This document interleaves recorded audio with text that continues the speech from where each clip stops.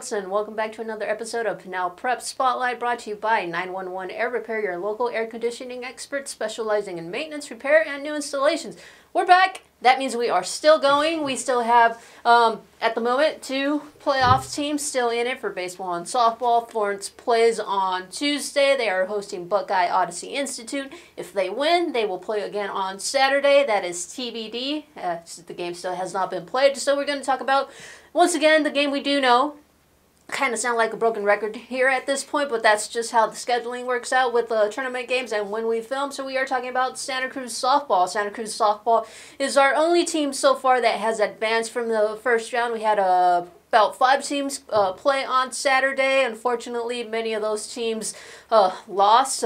Just heartbreakers. CG Union softball, Chaparral walked it off against them. And then Poston Butte baseball, they went up to Flagstaff and lost in the 10th inning, also on a walk-off. And speaking of walk-offs, we got to talk about Santa Cruz. Santa Cruz won on a walk-off. David talked about her in our previous game. Well, we kind of talked about both of them.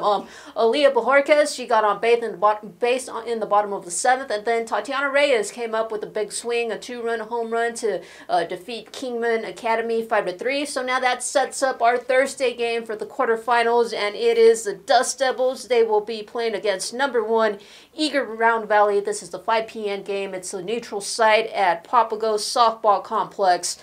And David, let's keep talking about these Dust Devils. Yeah, let's do it. I mean, this is a team that we've talked about for a while. They have one of the better chances of making a championship throughout our baseball and softball teams in the county, and they've proven why. It was a little bit of some tough sledding for them in that first round game, but they were able to get their wits about them and get that walk-off win thanks to Tatiana Reyes, and she's been the girl that has been the catalyst of this team so far. I've talked about her a bunch.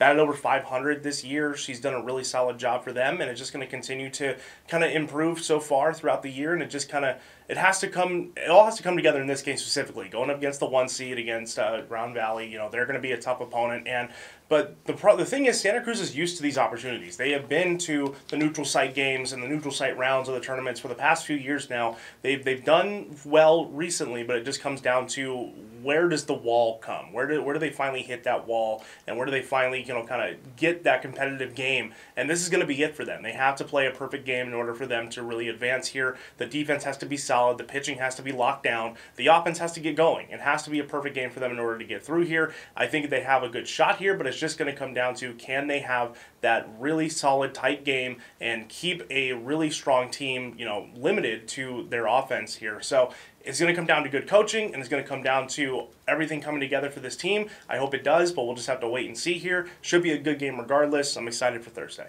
So looking at Round Valley, how they got here, they defeated the number 16 seed, Avondale St. John Paul II, 25-5 in 5 rounds. And a big reason that Round Valley is here is Kelsey Walker, just a freshman, batting over 500, 41 hits, 31 RBIs. She has a .596 on-base percentage and is slugging 1.113. A lot of numbers here, folks. I'm sorry. But the thing is, these 2 teams already met up earlier in the regular season. They played back on April 3rd, and Round Valley won that game 11-5. The big thing here in this game was Santa Cruz made a lot of errors. They made 8 errors, and all 11 runs for Round Valley, they were unearned. So like David mentioned it, if they can play a clean game, just pretty much perfect all around, I think they do have a chance to upset the number 1 seed here.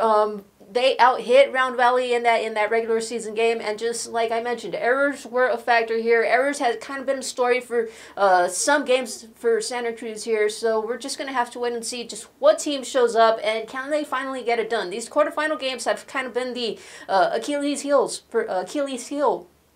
However you pronounce that, I'm not going to try again. That's been the problem for Santa Cruz here the past couple of years. Last year, it was Benson. The year before that, I can't remember. But yeah, just can they make it over this next hump and make it to the semifinals? It's been a while since Santa Cruz has not only made it to the semifinals, but made it for played for a state title. I think 2016 maybe was the last year, so we'll have to wait and see. David, anything else you want to add overall? No, I think this is going to be, again, a really competitive game here. Like we both mentioned, if Santa Cruz plays a perfect game, they have a chance. So it's going to come down to how the chips fall, and anything can happen in the playoffs. That's why it's unpredictable, and that's why it's fun. So we'll see what happens on Thursday. follow along, as always, to see how this game turns out. Do got to mention, if Santa Cruz does end up winning, they will play again on Friday. Opponent TBD, so be sure to stay tuned.